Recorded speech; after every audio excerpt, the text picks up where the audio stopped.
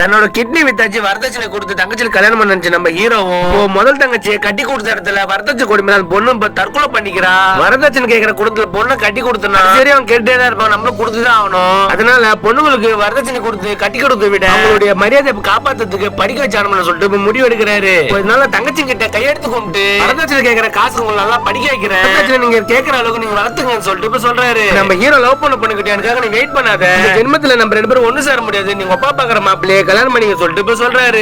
தங்கச்சிகளும் அண்ணனுக்காக நல்லபடியா படிக்கணும் சொல்லிட்டு இப்ப முடிவு எடுக்கிறாங்க. நம்ம ஹீரோ லவ் பண்ண பொண்ணுக்கோ மாப்பிள்ளைய பார்த்து இப்ப நிச்சயம் பண்ணிடுறாங்க. நம்ம ஹீரோ தான் கல்யாணத்துக்கு இப்ப கேட்டரிங் சர்வீஸ்ல பண்ணிட்டு இருப்பாரு. கல்யாணத்துக்கான சடங்குலாம் இப்ப பண்ணிட்டு இருக்கும் போது இப்ப அந்த பொண்ணோட அப்பாவுக்கு மனசு கேட்காம இந்த கல்யாணத்தை நிறுத்திட்டு நீ ஓடி போயிட்டு நான் பாத்துறேன் சொல்லிட்டு இப்ப சொல்றாரு. இப்போ சொப்னா இப்ப ஹீரோ கிட்ட போயிட்டு உனக்காக நானே அப்பா எவ்வளவு வேணாலும் வெயிட் பண்றேன் சொல்லிட்டு இப்ப சொல்றா. இப்ப கடைசியில இவங்க 2 பேருமே இப்ப எப்படி ஒண்ணு சேர்ந்துறாங்க. இந்த பொண்ணை கல்யாணம் பண்ணல அந்த மாப்பிள்ளைக்கு இவரோட பெரிய தங்கச்சி இப்ப புடிச்சு போயிருக்கும். தங்கச்சிங்களோட டவுரி எல்லாம் கொடுக்க முடியாது, பழகி பார்த்தா ஓகே சொல்லுன்னு சொல்லிட்டு இப்ப சொல்லிடுறாங்க. இப்ப இவரோட தங்கச்சிக்கு அந்த மாப்பிள்ளைய புடிச்சு போறதுனால இப்ப அதே மாப்பிள்ளைக்கு நல்லபடியா இப்ப கல்யாணமா பண்ணிடுறாரு.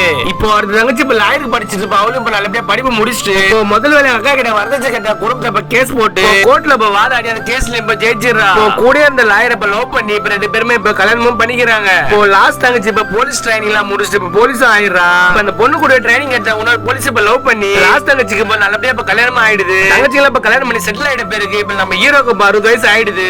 கடைசியா ஒரு வழியா நம்ம ஹீரோ சொப்னாவை போய் கல்யாணமும் பண்ணிக்கிறாரு. இந்தியாவோட கிரைம் ரெக்கார்ட் படி ஒன்னாருக்கு ஒரு பொண்ணு இப்ப டவுரினால இப்ப இறந்து போறா. கிட்டத்தட்ட ஒரு நாளைக்கு 20 பொண்ணுங்க இப்ப வரதட்சணை கொடுமையால இப்ப இறந்து போறாங்க.